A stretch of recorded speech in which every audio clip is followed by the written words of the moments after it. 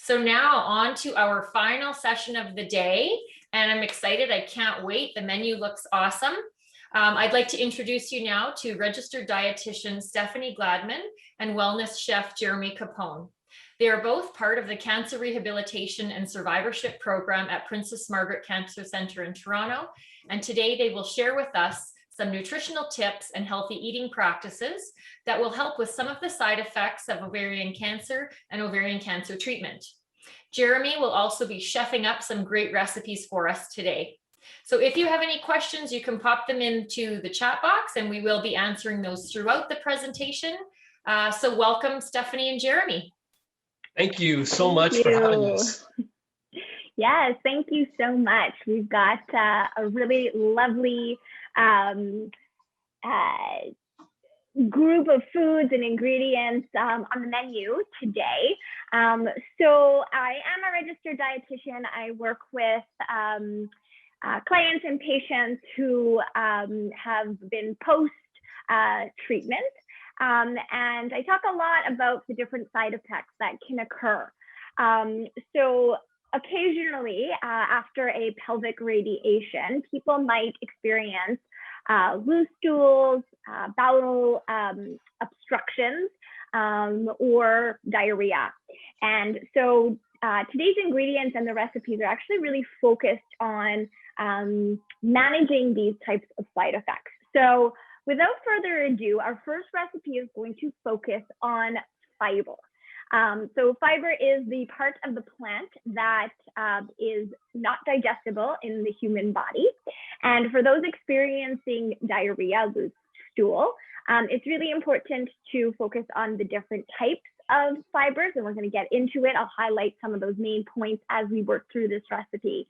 And then with bowel obstruction, this is also important to monitor how much fiber one is getting, because the fiber, like I said, is not digestible in the human body, and therefore can make it a little harder for your stool to pass. So again, you want to limit that so that it is soft and more easier on the body. So I believe our first recipe is I don't remember the name, Geremy, but I'm going to just hand it over to you. Yes, yeah, thank you, Steph. And thanks everyone for joining us. We're really, really happy to be here with you today. Our first recipe, jumping right into it, is going to be a crispy tofu and mango salad with a little bit of a peanut dressing. We want to have some fun with these recipes today, and Steph's going to jump in throughout for sure to give you some of those nutrition facts and tidbits. But what I'll say to begin is these recipes are meant to be customized, broken, make them your own. I'm going to show you, a couple little tricks and culinary tips. But in regards to the flavors, in regards to the seasonings, even some of the ingredients themselves, definitely customize them, make them your own, use what you have. We just want them to be tasty, healthy for sure, and accessible as well. So we're going to be using some of those staple pantry items throughout the class. Okay, so first thing, we're using tofu. We're going to make a nice little crispy tofu, almost like a little crouton for our salad. I think the thing with tofu is you either already love it, so I don't have to sell you on it. But if you're not that into it, it's usually either because of the texture or the taste, which both on its own can kind of be a little blah. So I'm going to show you a couple little things that we can do to transform it, make it a little bit tastier, also to give it a little more texture, a little more crunch that'll work well in this dish. So if you can see my cutting board here, beautiful. Okay, so I've got a nice little piece of extra firm tofu, and the key to make it really nice and crispy is to get as much of the moisture out of it as possible. And so I'll use like either a clean dish towel or even some paper towel and just squeeze out as much of that water as possible. That way we're going to get a much crispier tofu when we put it in the oven. So I'm going to cube this up into small even cubes. And the other thing too is sometimes I find with some recipes they call for marinating the tofu, which that can be a great way to add flavor. However, oftentimes I find it sort of waterlogs the tofu a little bit more. And so it's really hard to get it nice and crispy after it's been like sitting in a wet marinade for a while. So again, our technique is to dry it out as much as possible, like this. And then we're gonna add our dry seasoning, okay? So I'm gonna add the salt to these little cubes here to our bowl. Just try to keep them roughly the same size. It doesn't have to be perfect. And then to that, we're gonna add just a little bit of oil. You can use olive oil, or you can use a neutral oil, like this is grapeseed, so it doesn't really contribute much flavor, but it's gonna help for the seasoning to stick a little bit better. Okay, so I'm just gonna give it a quick little toss here. Trying to get used to my camera, there we go. All right, and then to this, for seasoning, this is where you can sort of, explore, get exciting. If you want some dried herbs, maybe some herbs de Provence, you can definitely add that. If you want some like toasted coriander or cumin, or maybe just keep it simple and just put like salt and pepper. It's completely up to you. But I find that the dry seasoning now is gonna adhere a little bit better, and we're gonna start to build with the flavors a little bit more effectively versus if we were just to use a wet marinade. So what I'm going to do is, for me, I'm going to use, or I'll show you, oh no, this camera, all right. We're using a little bit of smoked paprika. This is, like, for me, it's a must have. I use it a lot in the kitchen. It's not too expensive too. You can get a tin like this for like $4 or $5. And what it does is it adds this really nice smoky flavor. It's not spicy. So if you're not a big fan of heat or spice, you don't have to worry about that. It's mild, but it does have this really nice sort of barbecue-y, smoky flavor, which is really nice. And then the next thing I'm going to add is nutritional yeast. So I don't know if anyone's used nutritional yeast before. I think it's becoming a little bit more common for sure. So I'm going to just hop in here for a moment. So if someone's experiencing any type of loose stool, okay, you want to make sure that you're staying away, kind of being more on that low fiber diet, like I was saying earlier. And tofu is one of those proteins that does have fiber in it, but it's very, very minimal.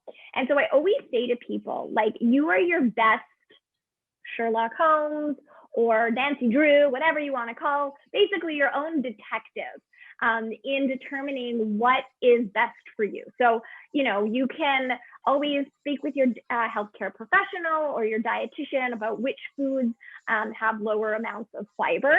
But really, at the end of the day, that's coming from all the research, and it's basically you who kind of has to take one thing at a time to assess and trial. So for the most part, tofu is a great option. You want to make sure that when you are obviously seasoning, there's no point in eating if things don't taste good. But you've got your nutritional yeast and your smoked paprika in this dish. So generally these are like softer. We always stay clear of kind of those chilies and really hot flavors because that can make diarrhea worse. And I probably will just want to answer or touch on a point that a lot of people might be wondering about is having soy and ovarian cancer. Okay, so back in the day, we know that oncologists and scientists, they used to look at the chemical structure of soy, and they saw that it was very similar to what estrogen looked like. So from a chemical structure, I don't know who's looking at those these days, but there's like all these atoms and anyways, so it looked very, very similar. And so therefore scientists said those with estrogen affiliated cancers should avoid those types of foods. However, today we have lots more science and knowledge and research to showcase that actually having some soy-based foods, so we actually call them phytoestrogens, so that's soy coming from plant foods, actually has a protective and beneficial part on the body, especially for those healthy cells. So protecting those healthy cells against cancer. So tofu, edamame, soy milk, soy nuts, soybeans are great sources of protein. With the low fiber diet, though, you want to just kind of stick to maybe the soy milk and the tofu. And so, again, the recommendation is in moderation, like anything else. So having 1 cup of soy milk is considered a serving, and 90 grams. So it's 90 to 100 grams of tofu, which is like the size of the palm of your hand, and the thickness would be a serving of soy. And I see there that Geremy, we're making a big dish, but you'd obviously portion it out. Yeah, and there's a question coming in. So isn't a 450-degree oven too hot to be using olive oil as referring to its smoke point? And that's a great question. So the smoke point is the point at which oils are going to start to burn, and we don't want our oils to burn. So for 450 degrees, if I'm using like a very moderate run-of-the-mill olive oil, that's usually going to have a higher smoke point. Anything that is a little more cloudy or has a little bit more, even a little higher price tag, I wouldn't use in an oven that hot. And if you're concerned about the olive oil that you have, you can even switch to an oil that is going to be even higher in smoke point. So something like a grapeseed oil, something like a canola oil, avocado oil, those ones would work for sure. But that's a great point. We never want our oils to smoke. And there's another question, and I think it was in regards to soy tofu and ovarian cancer, which I think Stephanie just touched on. But if you did have another question. I have a feeling that there's probably a little bit of a delay, so we'll carry on. Yeah, no problem. So back to the tofu here. So we give it a nice little season, and then just a little bit on the nutritional yeast. If you haven't used it before, it's really nice. It has this almost like cheesy, nutty, rich kind of flavor. I think nutritional yeast in terms of a name probably doesn't do it justice. I think they have to probably rename the branding of this spice, because it's really, really nice. But anyways, smoked paprika, we have our nutritional yeast, and then the last little thing, and this is going to help to really add some crispiness, is we're going to add just a little bit of cornstarch here. You can also add arrowroot powder. Arrowroot powder is just another type of starch, whichever one you prefer. And we're going to add just about like a tablespoon and give that a little bit of a toss. Okay, and we just want to coat that evenly, and then we're going to put that on a baking tray. So I have a little small one here, lined with parchment paper. Okay, and we'll put it out evenly. The parchment paper for us, I'm sure you use it. I'm sure people are aware. I'll just say it again, just because parchment paper is like one of our favorite tools to use in the kitchen. We use it obviously to line pans like this, but we'll bake pies in it. We'll use parchment and wrap like fish, or wrap mushrooms or asparagus and wrap it in the parchment to cook it in. It's just a great way to save your dishes and just help with the cleanup after, which is also very important. Yeah. So I'm gonna put this into the oven. There's a little question. Oh yeah, go ahead, put it in the oven. I'm gonna just answer one of the questions. We talked about it a little bit, but I wanted to kind of fan it out a little bit more regarding nutritional yeast. What is it and where can you buy it? So nutritional yeast does add a little bit of flavor to your dishes. So Jared mentioned it kind of has that savory taste. I find it tastes a little bit like Parmesan cheese. And it's a vegan-friendly option. The great thing about it is that it is high in vitamin B12. Okay, and this is a vitamin that we need, and often it is solely found in animal-based foods. The only area that you can get it that is not animal-based is in nutritional yeast. And you really could find it at any grocery store these days. And it's super, super easy. I love putting it on popcorn with a little bit of lime, which again, for those experiencing, some bowel issues or GI issues, maybe the popcorn's not the greatest thing, but you can certainly put it on top of tofu or on top of a soup or salad. It's quite versatile. Perfect. So that's in the oven 15 minutes, and we just want to crisp that up. That's really the only part of this recipe that we're cooking or using the oven for. The rest is, more just assembly. So for this salad, I chose, two ingredients. So we have a fruit and a vegetable that are really nice and refreshing. So we're going with mango and cucumber. And for the mango, you can use frozen mango. Like, we love using frozen fruit, especially when fruit's out of season. You can just let it defrost a little bit, put it in a container, let it defrost a little bit. It's cut, it's cubed, it's washed. All the work is done for you. And yes. And it is just as nutritious as fresh. So I'll repeat that again. Frozen fruit and vegetable are just as nutritious as fresh, which is really great to hear because, like Geremy said, it's pre-cut, it's pre-washed, it's so ready for you to use it. Use it at your advantage at all times. There's another question that I see here about vegan diets, and I'm going to hold that on a shelf and come back to that later. Back to you, Jer. Perfect. So we have some diced mango here. Now, if you did want to use fresh, I'll just mention quickly that these are al tufo mangoes. They're in season right now, and I don't know, grocery stores in Toronto anyways are carrying them, and they're fantastic. They're delicious. So if you did want to use a mango from fresh, these ones are really good right now. But again, frozen works just as good. So I'm gonna just add that to our bowl. And then the next ingredient is cucumber. Now with the cucumber, there's a couple things that we do want to do in regards to the fiber that Stephanie mentioned before. And so what I'm gonna do is I'm gonna peel it and I'm gonna remove the seeds. And you can just do that again, just a regular vegetable peeler. Yeah.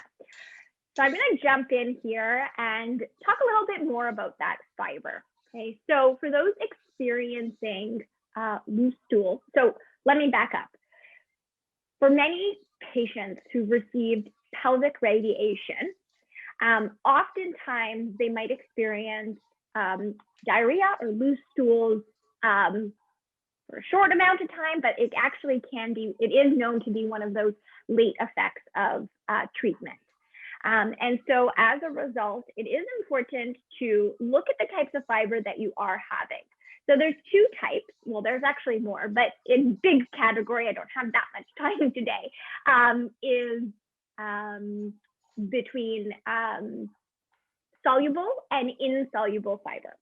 So soluble fiber is the part of the type of fiber that actually, I think of the essence, so it soaks up water and slows down transit of your bowel movement. Your insoluble fiber is the one that does not soak up the water and actually makes it move faster. Okay, so when you are experiencing diarrhea, you want to make sure that you are eating the soluble part. So what that means is any of the fleshy part. So Geremy is removing the skin. So you want to remove all the skin, all the seeds from your vegetables or your fruit. So to give you an example, you could have an apple, you just want to remove the skin. Berries, strawberries, blueberries, blackberries, those little seeds, those are known as insoluble. So you would want to remove that.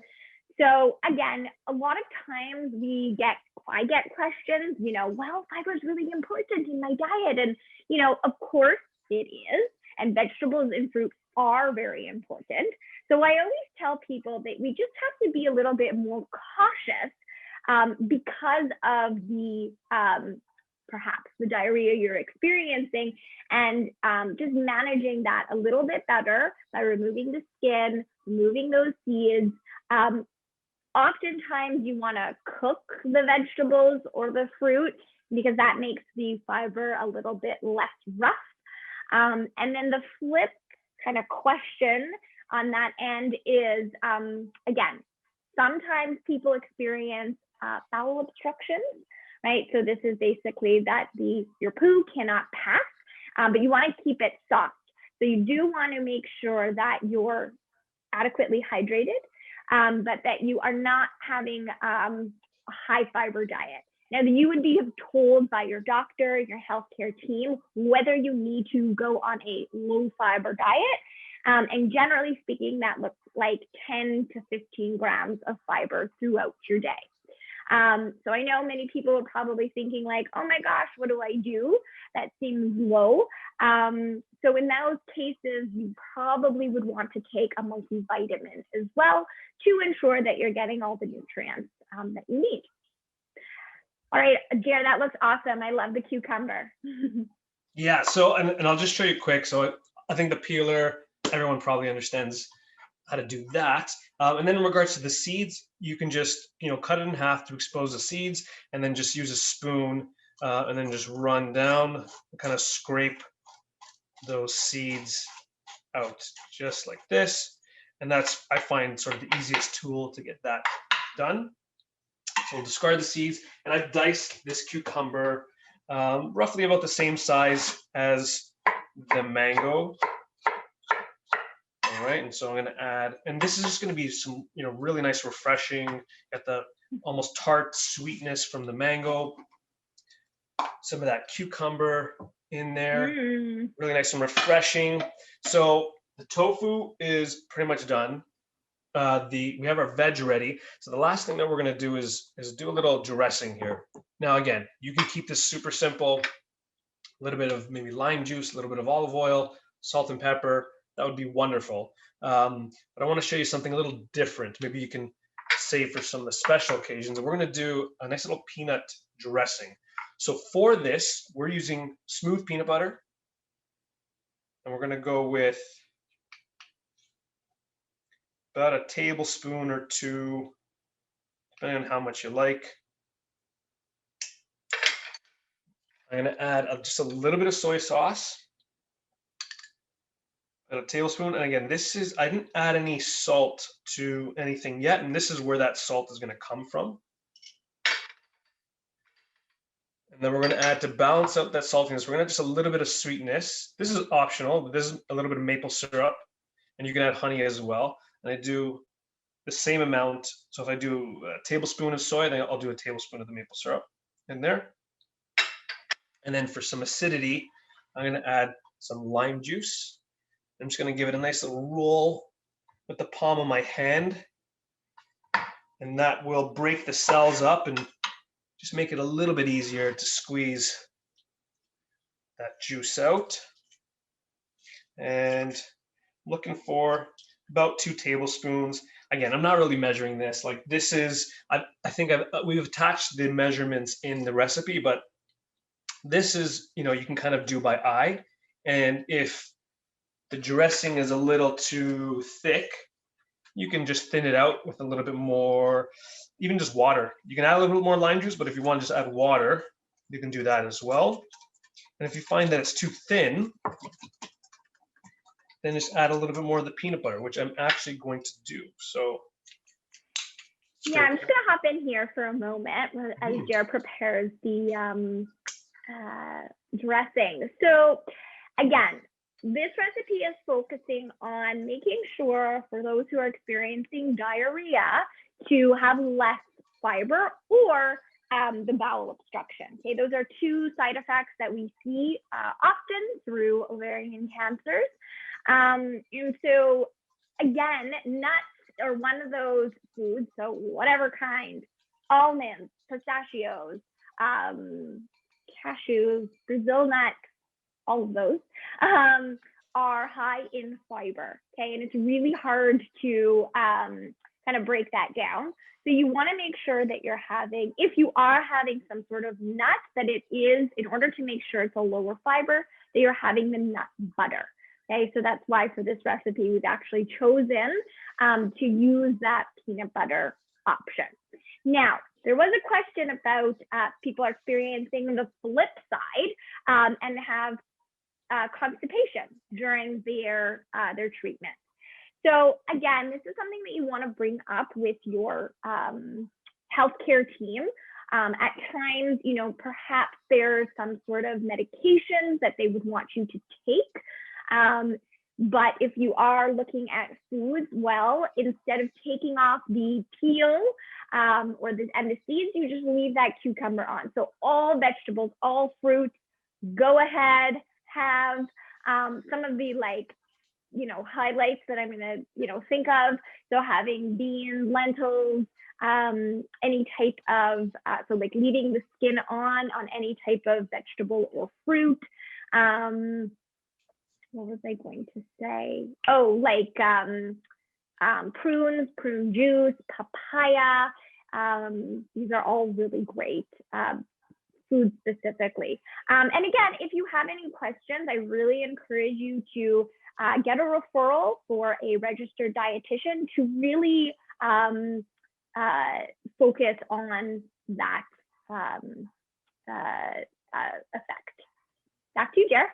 Perfect. And I think we had a quick question in regards to the dressing. So here's the dressing here.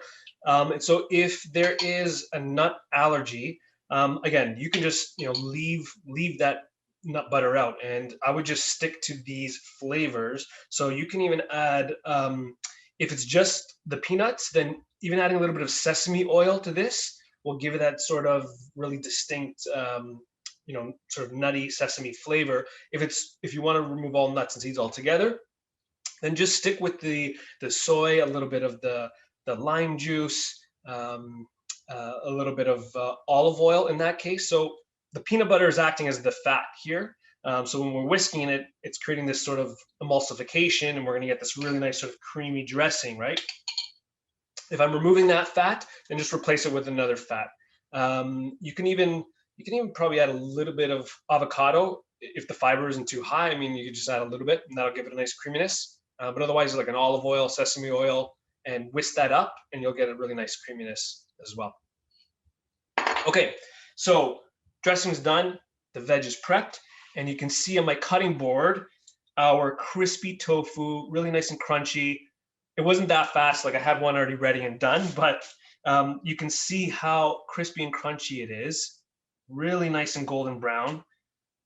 And you cut it in half, you can kind of see that coating, that crunchy coating on the outside with that sort of soft tofu in the middle. In terms of texture, we've completely transformed it. This is going to be almost like a crouton, really, really flavorful. And yeah, with the nutritional yeast and the smoked paprika, you're adding a lot more flavor there. So a couple little tricks that you can try to use to transform something like tofu.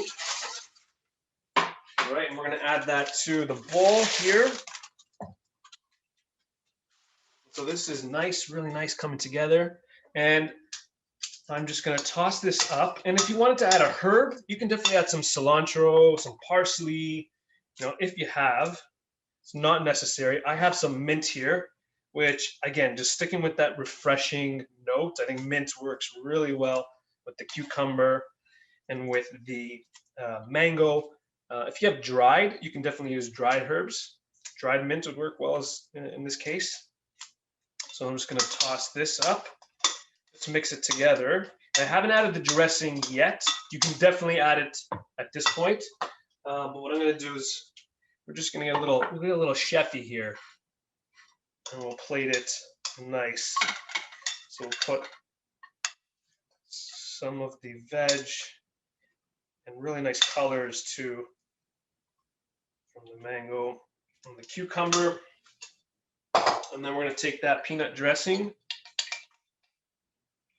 and we'll just put it over top.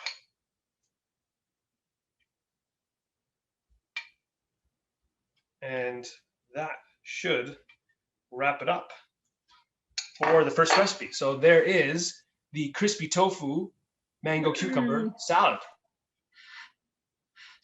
Awesome. Looks delicious. Thank you, Jer. No problem. Sorry, the landline is ringing. There's a landline these days. Just like waiting for someone to pick it up. All right. The next recipe is something that is protein focused. Okay, so another part of those experiencing diarrhea, okay, is really focusing on a lower fat and dairy-free type of foods. Okay, so anything that is fried, very creamy, this is actually going to make diarrhea worse. Okay, so we've particularly chosen a healthier, leaner protein, which is salmon. Okay, and it's also high in omega-3s, which is a fatty acid that our body does not make. We know that cancers are an inflammatory disease, and so you want to make sure that you are getting the nutrients that are anti-inflammatory. So these come from things like omega-3 fatty acids, anti-inflammatory foods like vegetables and fruit, and Geremy and I always talk about the color of the rainbow. Okay, so you want to make sure that you're eating that color of the rainbow and incorporating that into your different foods. Now, you might not get all the colors. I mean, that mango salad had greens and it had yellow, right? And golden, okay? So it might not be possible to eat like every single color, the blues, the reds, the oranges, the greens at every single meal. So you want to try to kind of first assess what are the colors that you are getting on a day-to-day. And then if you notice, oh, I only get greens, well, what else can you add? Or can you swap? Can you add in a few reds or blues or oranges or yellows? And so I guess this leads to one of the main questions that we always get is, should I be on a vegan diet, okay, for ovarian cancer? And so really the research around the different types of diets really includes one that is higher, so increase in those plant-based foods and a decrease in those animal-based foods. And so this doesn't mean necessarily totally going away from animal-based foods, but finding a balance for yourself. And so I'll talk a little bit more as we go through the recipe in order to highlight how we can incorporate some more of those plant-based foods into the diet. Yes, all right. So for this recipe, we're going to be making some salmon cakes. So this is sort of a take on a crab cake, but we're going to be using some salmon here.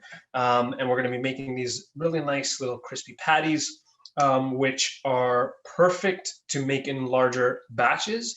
And that way we can freeze after they're cooked, and then you can reheat as needed. So this is a nice way to sort of meal plan, do the work in advance, and then set yourself up for these nice little snacks, or maybe it's a small meal for when you just don't have the time or the energy to cook. So for this recipe, we're going to be using salmon, obviously, and this is going to be cooked salmon that we're going to be adding to the bowl here. So you can do this one of two ways. If you did have a fillet of salmon and you want to cook that in the oven, you can roast it in the oven until it's nice and flaky. Flake it apart, let it cool, and then you can add it to your bowl here to make your cakes. Or in a pinch, and there's absolutely nothing wrong with this, is go for canned salmon. Canned salmon is a great product to use. The thing that you do want to watch for is get the one that says without skin and bones. It wouldn't be the greatest in like a salmon cake like this. So that's the one you want to choose. But other than that, amazing product to use. Usually it's already flaked, or otherwise you just have to flake it with a fork, and that's what we're going to use today. And you can even use canned tuna here. Like, we're changing the recipe up a little bit, but make it easy for yourself. This recipe works with either. And I think there was a question in reference to the last recipe, but I can answer that too with while we're talking about salmon, and it was in regards to the soy allergy. So I guess if reference to the tofu, if someone has a soy allergy, what can you use? I mean, you can definitely throw in some canned tuna, right, Steph? Like canned tuna, canned salmon to that salad. Mm-hmm. Any type of protein is really important. And, protein is basically helps rebuild your muscles. It gives you energy. And so I tend to, really focus on people I encourage them to make sure that any type of meal or snack is actually surrounded and focused on protein. And so something about fish, again, like you want to get those omega-3s in. One really great way to make sure you're doing that is by having those fatty fish at least 2 to 3 times a week. So fatty fish could obviously be salmon, it could be trout, it could be cod, it could be sardines. For my friends who don't eat fish, you still want to make sure you are getting those omega-3s, again, because it's an anti-inflammatory food. You can get it through walnuts, chia seeds, and ground flax seeds. And so it's just about figuring out different ways to incorporate that. I feel like we could even sneak in some ground flax seeds into this patty, Jer, or Yeah, even chia absolutely. seeds. Yeah, for sure. So we have about 2 cups or so of that flaked salmon in our bowl.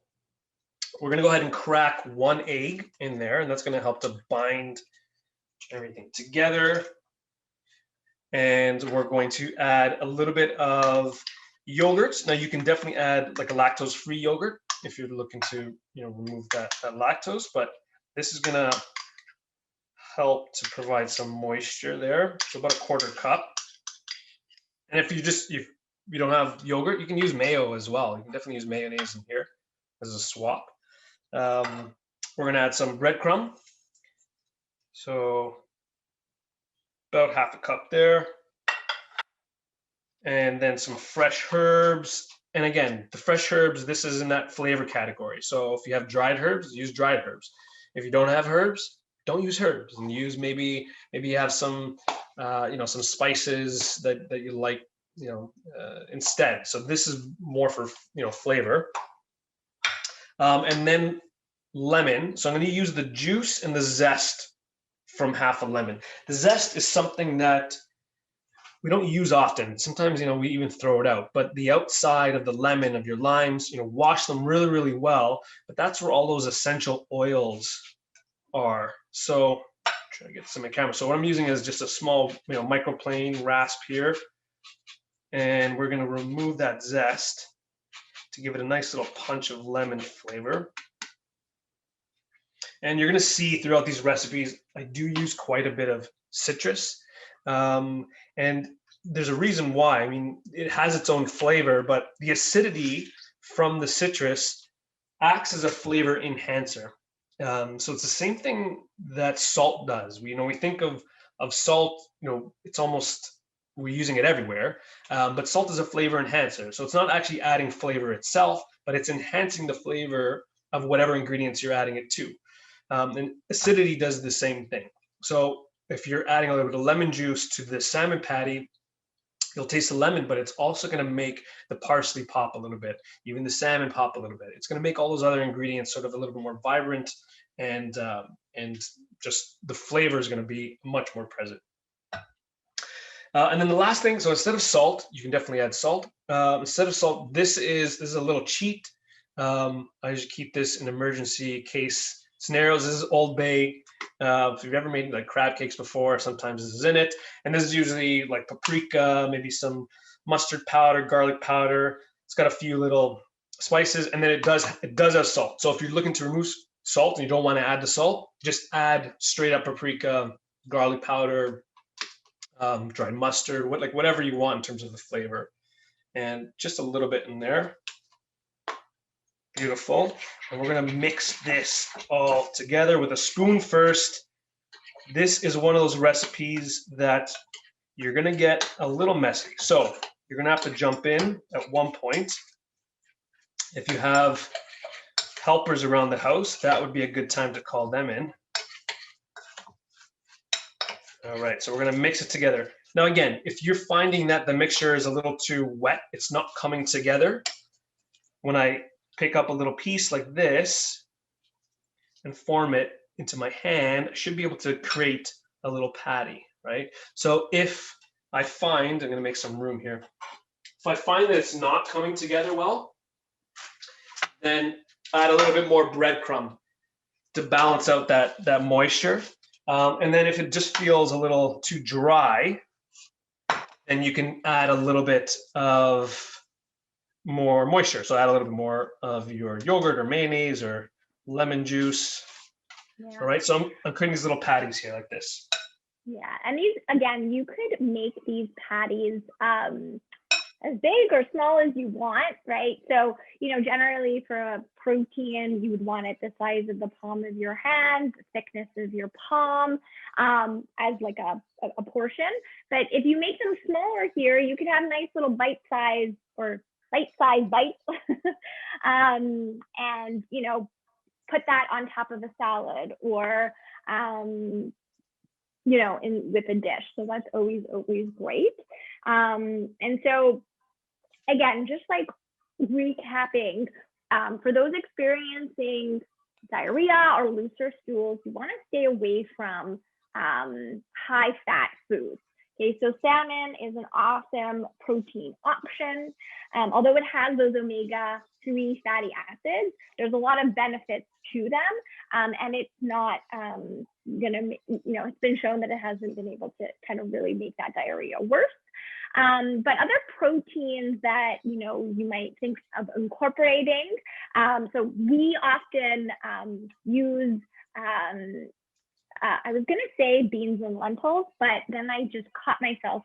It's like, those are way too high in fiber for those experiencing diarrhea. So if you're experiencing constipation or you're good, then continue. You could definitely use that. If you have a bowel obstruction, you might want to reconsider whether you want to have beans or lentils. That actually might be too high in fiber. And I'm sure you're wondering, like, what about meat? So chicken and poultry, again, you'd want to make sure that you're getting the leaner version. So kind of extra lean if it was ground. If you were having chicken or turkey breast, you want to make sure that you're keeping off the skin because that's the fattier part. Things like red meat. Okay, so these are labeled as pork. I know some people are like, wait, I thought that was a white meat. No, according to the Oncology and World International Cancer Research, any type of red meat is classified as pork. Beef, steak, any type of lamb or duck, these are all your red meats. And it is advised to have no more than 500 grams per week. And then you might be saying, well, what does 500 grams look like? So again, we have our hands with us. The palm and the thickness of your palm is approximately, I would say, let's say like 100 grams. Everybody's palm is obviously a little bit different, but it's like a deck of cards. And so you don't want more than 5 of those in a week. Now, those times when we used to enjoy going out to restaurants, but we're still ordering in, possibly, right? You might notice that portion sizes are a little bit bigger than that. Okay, so if you were to order a hamburger or make your own at home, it might be 2 or 3 palms of hands. All right, so you want to make sure that you have no more than 500. If you are, right, it's not like, I never say never, because you can have some meat. You just want to make sure that you're in between those guidelines, but that it is the leaner version, especially if you are experiencing diarrhea. So that's that.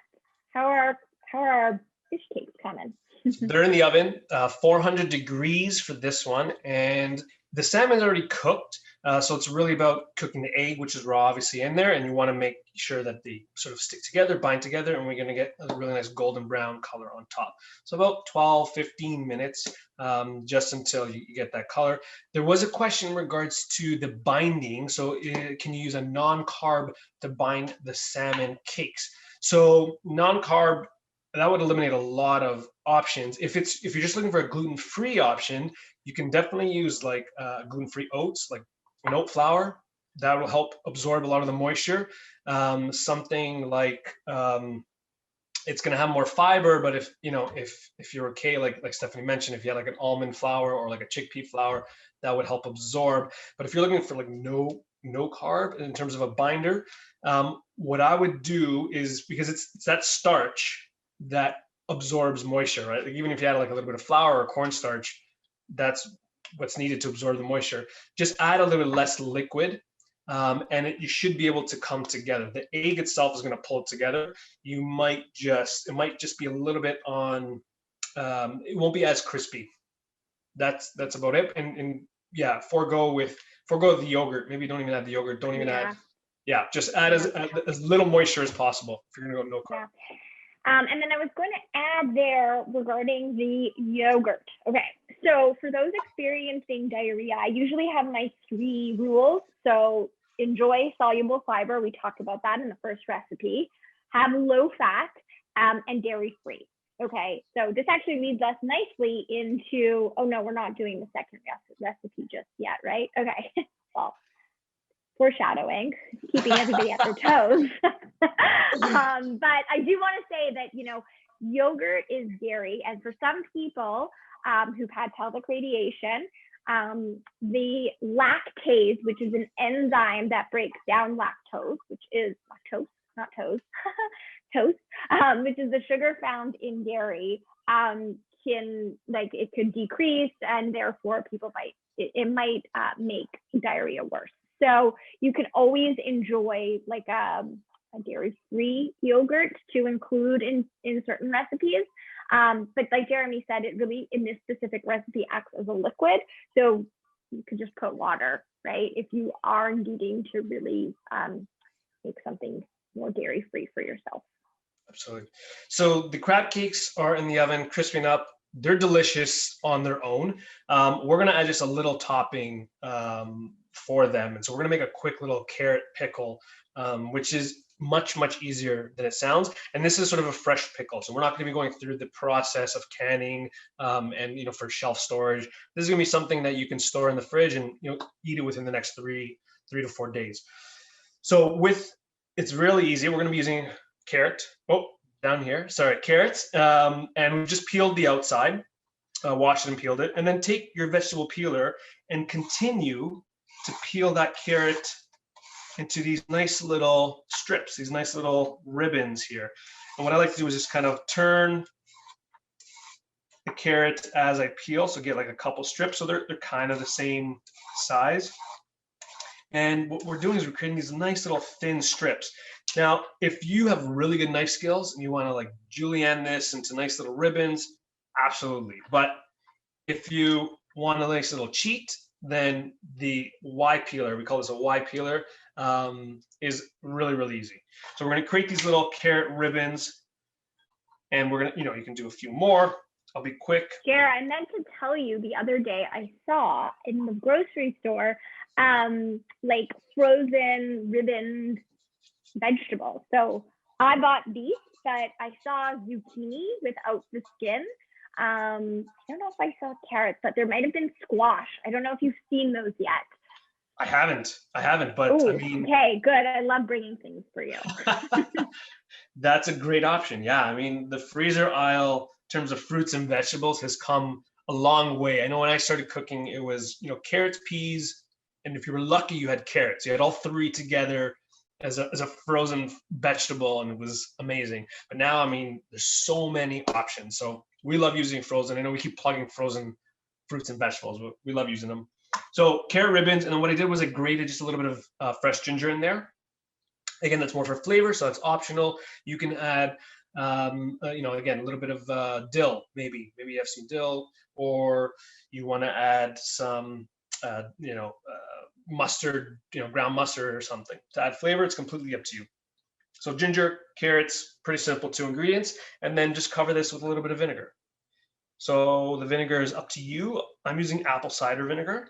You can use white wine vinegar. You can even use lemon juice, lime juice, and we'll let that sit a bit. And the longer you let this sit, the softer the carrots will become and the more pickly they'll be. So they'll absorb some more of that vinegar. You can add a little bit of salt if you want at this point as well, but I'm just gonna leave it as is. Again, really simple, 3 ingredients. We're gonna use that to plate. So oven, all these are ready. And here we go. So the oven is off, by the way. Don't attempt to put a wooden cutting board in there. This is the magic of our virtual cooking class. And so here we have our like really nice crispy little salmon patties here that are, I mean, delicious as is.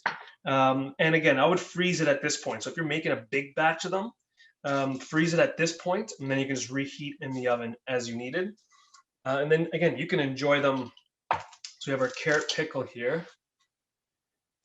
So you can enjoy them obviously as is, with a little bit of that carrot, and it's so like it's been sitting probably 30 minutes, and it's so much softer than when I first put it in, and it still has a little bit of crunch. So you can eat it like that, or if you want to make a little sandwich, you can even put it on a little bun. That's great, Jer. Super, super easy. And we did run the nutritionals on these recipes, and this one actually is pretty low in fiber. I think it was like 2 grams for with the carrot and the salmon patty. So that's just, again, a great option. And the carrot is one of those soluble fibers, so it does not make diarrhea worse. And really easily enjoyed for those experiencing a bowel obstruction, because again, it's lower in fiber. There we go. That's our little salmon slider with the little carrot pickle on top. Really easy, really satisfying. Sure. And then another thing I wanted to just mention there with the bun that you use. So again, like you can, usually for a lot of people, we would recommend, whole grain or multi-grain type of bread. But again, for those who have had pelvic radiation or are on a lower fiber diet, you would know that, your doctors would tell you. You want to aim for some sort of bread that's 2 grams of fiber or less per serving. So for some, that could be like a white bread, right? So when you're shopping around, look at the serving size of your bread and make sure it has no more than 2 grams. Okay, so we're on to the last recipe. I know we're getting close to that deadline. I think we're probably there, maybe a few minutes. This will be really quick. We're going to be making a really nice dessert. This is cherry sorbet, and we're gonna do a little granola crunch at the beginning as a nice little topping. So really easy for that granola crunch. We're using some oats and some cornflakes, and this is, we're not using nuts and seeds in this case because of the fiber that Steph mentioned before, but you can customize it to your needs, right, Steph? So if you are okay with, nuts, then you can definitely put like walnuts or almonds or something like that in here, right? Absolutely. Perfect. So we're keeping it simple. We're using oats, a little bit of cornflakes, and maybe this is Special K, I'm not sure. Whatever I had there. And we're gonna add a little bit of maple syrup. So this is about 1.5 tablespoons for this amount. Again, I'm eyeballing it because I'm gonna show you what to look for. And we're gonna put a pinch of cinnamon too. So this is gonna be, it's not gonna be super sweet. It's gonna be it's gonna give you that little bit of sweetness, which is nice from a granola. And what's great here is you're in control of the ingredients, you're in control of the sweetness, you're in control of the flavor. So I add a little bit of cinnamon in there. Versus the store-bought granolas, which usually have a ton of added sugar in there, right? So that's what I love about making our own. And we're gonna just stir that up. And again, doing this in a bowl, your dry ingredients, a little bit of maple syrup, and that cinnamon. And then we're gonna spread this out onto a baking sheet lined with parchment paper, okay? And we're gonna bake that in the oven, 350 degrees for about 12 minutes, 15 minutes, just until you start to smell the cinnamon. That's gonna be your first indication. And then it's gonna get sort of nice and golden brown. And I'll show you that in a second. We're gonna move on to the cherry sorbet really quickly. See if I can change my camera angle here a bit. Okay, so for the cherry sorbet, frozen cherries. Again, Just as nutritious as fresh. Just nutritious as fresh. Not sponsored by the frozen fruit or vegetable lord. We just love them. And we're gonna add a little bit of lemon juice. You can add the zest too. And remember what I said about the citrus, the acidity from the lemons, it's going to help to brighten up the flavors of the cherries. And especially because we're using frozen, sometimes the freezing process does dull the flavor of your frozen fruit and veg. So adding a little bit of acidity to it is just going to brighten it up. It's going to make it taste like the best cherries, maybe not the best, but almost the best cherries you've ever had. Okay, and if you want to add a little bit of sweetness, you can definitely customize, right? Add a little bit of maple syrup, add a little bit of honey if you want. I find the cherries nice and sweet, and I like more of that lemony tart flavor anyways. So that's it, 2 ingredients. Food processor on.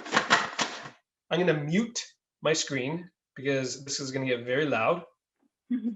I'll take over. So again, those cherries are definitely something that you can include. You're getting more of that soluble fiber, soaks up the water, slows down the transit, so it can help with diarrhea. So I would avoid, like, obviously you could switch the type of vegetable fruit that you're using in this sorbet, but I would stay away from the ones with the little seeds like blueberries, blackberries, strawberries. So cherry is a great option. Mango, banana, peaches without the skin. These are all different types that you can have. And so now another thing that's really important here, and I alluded to it earlier, is that dairy or lactose containing foods can sometimes make diarrhea worse for some people. And so you do want to be cautious about that. And so this sorbet is a great option because there's no lactose in it. It's dairy free. So, that's something that you could do and enjoy throughout your day. And I'm going to bring it back to Jer.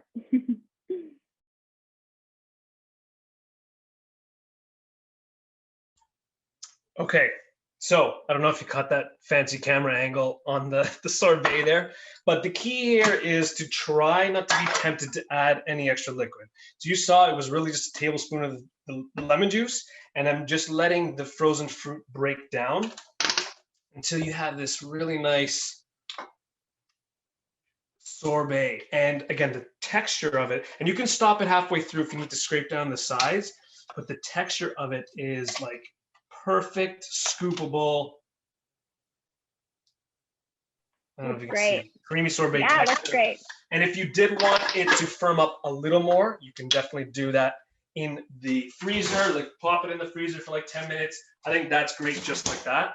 But if you pop it in the freezer, again, cherries and lemons, doesn't get any easier than that. And I'm going to take the granola out just to show you what we did here. So there is the granola oat maple crunch. And again, really it's just the maple syrup that's going to help to give you that crisp. And what's nice here is once you let it cool, this whole thing will stick together in this really nice little crunchy snack. And this is great as like a little side snack. It's got a little sweetness in there. Great for that little dessert that you're looking for. Yeah. Or even a snack at any time during the day. Again, you want to make sure that you're getting enough food and that you're feeling energy throughout your day. So definitely this is an easy snack. And again, when you're making it yourself, you have the control to put whatever you want into it. In this case, you're really having that control over the added amount of sugar or sweetness coming in. And there we have it. I'll do it on this camera. We'll do it on this camera. I'm sorry that I'm going to be the one enjoying all of these. Hopefully it wasn't too hard to watch us cook these delicious items, but I think that's it. That wraps it up. Thank you so much, everyone, for having us today. And if you have any more questions or if you have any more recipe needs, then I guess you can reach out. But we're part of the Elixir Kitchen, which so you could find us on YouTube or our website. It's So I'll just say that again. It's the Elixir Kitchen, ELLICSR. And Geremy and I, well, we used to do classes in person and would have invited you into our space and for you to sample these tasty meals.